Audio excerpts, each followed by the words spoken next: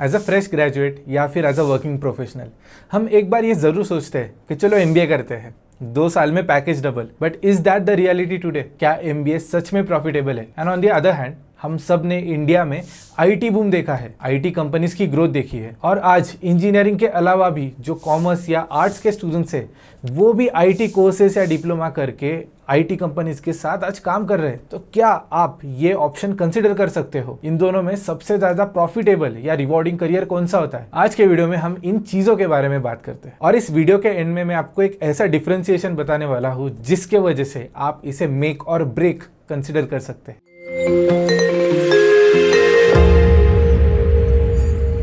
चलिए शुरुआत करते हैं और पहले देखते हैं कि एक बिजनेस एनालिस्ट अपना करियर कैसे बनाता है, and as compare to that एक एमबीए ग्रेजुएट अपना करियर कैसे बनाता है। स्टार्टिंग विद बिजनेस ग्रेजुएट, आपकी स्टार्टिंग सैलरी अराउंड 5 लाख होती है। आप as a business analyst start करते हो, इनिशियल 3 से 4 साल आप बस एक एसएमई बनने में स्पेंड करते हो।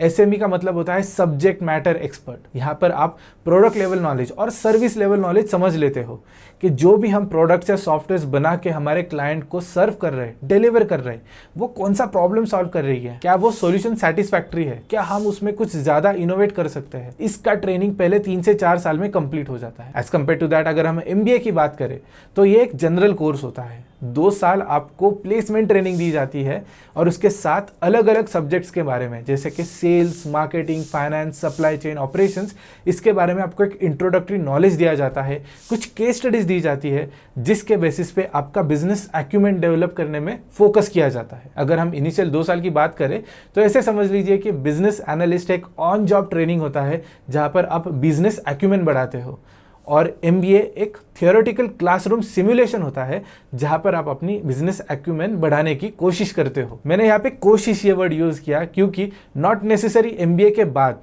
आप किसी एक सीनियर रोल में जाके बड़े बड़े बिजनेस डिसीजंस ले पाओगे, बल्कि एक स्टार्टिंग पॉइंट होता है जहाँ पे आपका बस एक इनिशियल ट्रेनिंग होता है। कमिंग टू सेकंड पॉइंट कि 3-4 साल के बाद क्या आप किस रोल को टैप इन कर सकते हो? वेल, अगर आप एज अ बिजनेस एनालिस्ट अपना करियर स्टार्ट करते हो तो 3 से 4 साल बाद आप एक प्रिंसिपल बिजनेस एनालिस्ट बन सकते हो। ये होता है एक सबसे बड़ा या senior role as a business analyst.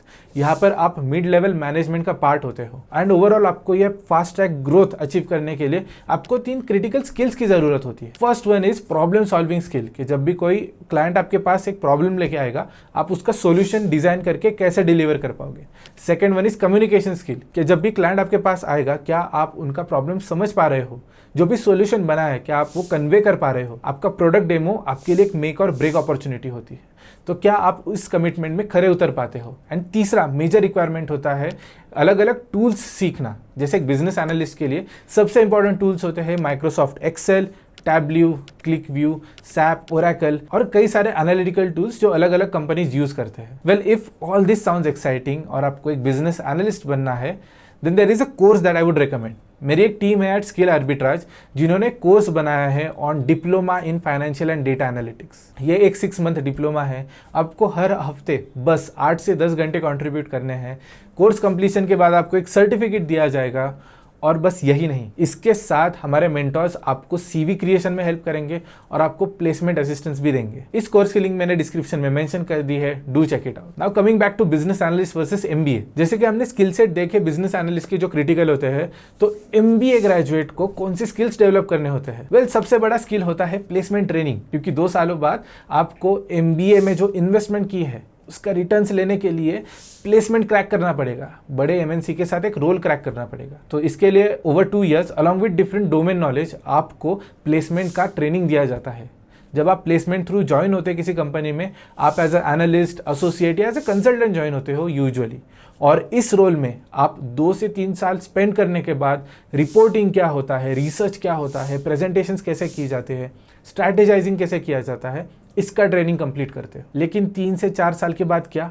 Well, MBA graduate भी एक मिडिल लेवल मैनेजमेंट का पार्ट बन जाता है, जहां पर वो बिजनेस लेवल किन चीज़ों का कैसे इंपैक्ट हो रहा है ये समझ लेता है कि अलग अलग इनकम स्ट्रीम्स क्या होते हैं एक बिजनेस के, क्या अलग अलग प्रोडक्ट्स एक बिजनेस यूज कर रहा है, अगर वो कॉस्ट एंड पर है क्या हम उसे ऑप्टिमाइज कर सकते हैं, क्या अलग अलग प्रोडक्ट और सर्विसेज हमें रेवेन्यू ला रहा है और हम उसे कैसे बढ़ा सकते हैं।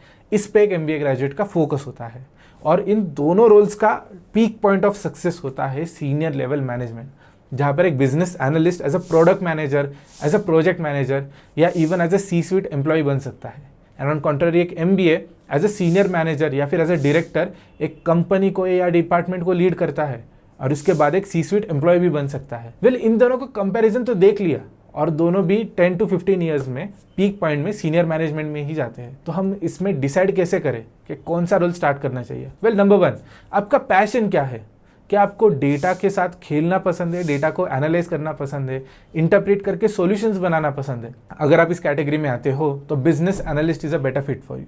लेकिन क्या आपको शोबिज ज़्यादा पसंद है? क्या आपको क्लाइंट के सामने जाके प्रेजेंटेशंस करना ज़्यादा पसंद है? क्या आपको PPTs बनाना ज़्यादा पसंद है? Well, in that case MBA would be a better fit, क्योंकि यहाँ पर आप डेटा इंटरप्रिटेशन से ज़्यादा डेटा प्रेजेंटेशन पे ज़्यादा फोकस करते हो। लेकिन let me tell you the make and break factor. जब आप एज अ बिजनेस एनालिस्ट अपना करियर स्टार्ट करते हो, अगर आपको डिप्लोमा या कोई सर्टिफिकेट कोर्स करना है, इसकी कॉस्ट यूजुअली 50,000 से 1 लाख तक ही होती है। लेकिन अगर आप MBA करना चाहते हो तो यहाँ पर आपकी मिनिमम इन्वेस्टमेंट 7 से 8 लाख रुपए रहेगी, जो आप कॉलेज को दोगे। इसके साथ आपकी अपॉर्चुनिटी कॉस्ट होती है, मतलब 2 साल आप इनकम नहीं ला पाओगे। आपको एक 100% रेगुलर स्टूडेंट बनना है, कॉलेज जाना है, केस स्टडीज सॉल्व करनी है, असाइनमेंट्स करने हैं। तो यहाँ पर आपके 2 साल की अपॉर्चुनिटी कॉस्ट काफ़ी ज़्यादा बढ़ जाती है as compare to business analyst, जो एक्चुअली ऑन जॉब रहता है for initial 2 years just after completing your certificate और डिप्लोमा। इसके साथ जो आपकी इनिशियल इन्वेस्टमेंट रहेगी वो आपको रिकवर करनी पड़ेगी इन MBA, और जिसके लिए आप एडिशनल 1 से 2 साल ले सकते हो। एज कम्पेयर टू दैट, अगर आप बिजनेस एनालिस्ट हो तो लिटरली आप 6 महीने के अंदर अपनी इन्वेस्टमेंट रिकवर कर सकते हो और उसके बाद आपके रिटर्न्स स्टार्ट हो जाते हैं। वेल, अगर हम फाइनेंशियल इन्वेस्टमेंट के पर्सपेक्टिव से देखें तो ये एक नो ब्रेनर डिसीजन है।